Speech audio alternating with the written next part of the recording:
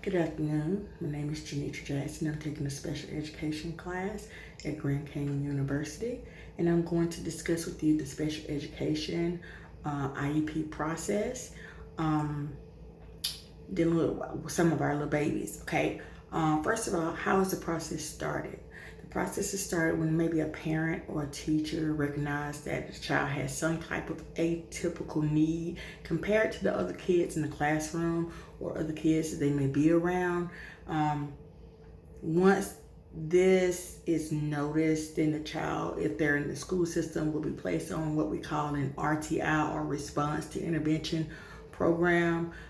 This response to intervention program, you will have several different interventions that the teacher may use in order to try to get the child on the same level as other students.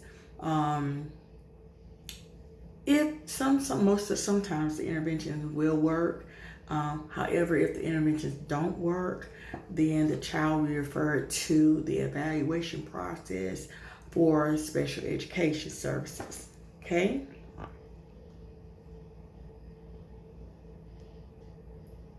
Now, there are several things that must happen, during the evaluation process. The first thing that must happen is that the parents and or guardian of the child must give consent to the evaluation. Also, the evaluation must take place within 45 days after the initial referral. So this has to be like a speedy process to make sure that everything is done in the amount of time that is given. Also, the evaluation will include all subject areas, not part of them, but all subject areas relating to the signs that the child is showing. That means they could be showing low content areas in math, science, and social studies. So they have to be evaluated in all those different areas.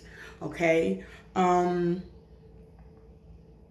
Now, once the evaluation is done, there has to be a disability also that impacts the child's education for him or her, he or she, to be referred to the special ed program. Now, if there's not a disability that is not impacting the child's education, they will not be referred back. That means they'll be referred back to the RTI process, and they'll be given those interventions again. But if it does show that it is impacting the child's education, then they will move on to the next step of the process, which is the IEP process. This means that they have been accepted into the special education program. Okay. Now, once they have been admitted into the special education program, they will immediately have an IEP team.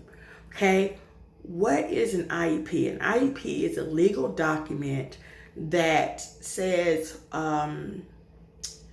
what the teacher can do, can't do. It's a legal document that binds them to the different services that the child receives, and it's up to the school to implement that process, implement those goals and interventions for that child.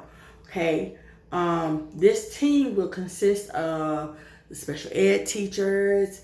It consists of the general ed teachers, the admin, etc.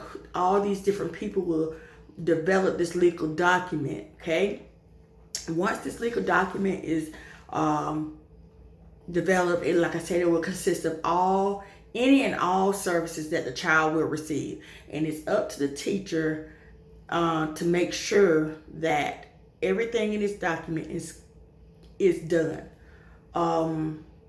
But before any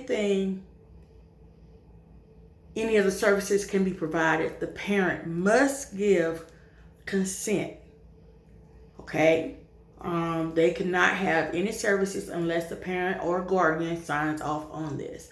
Okay, who will provide the services? Well, they're provided by the school, and the school also ensures that the services are being provided. They make sure they have meetings yearly. They make sure that they meet the parents, and teachers have conferences to make sure that the parents are being kept abreast of to what goals their child is making and or not making, and what if it needs to, if something needs to be changed in the IEP. They are reviewed yearly, but reevaluations,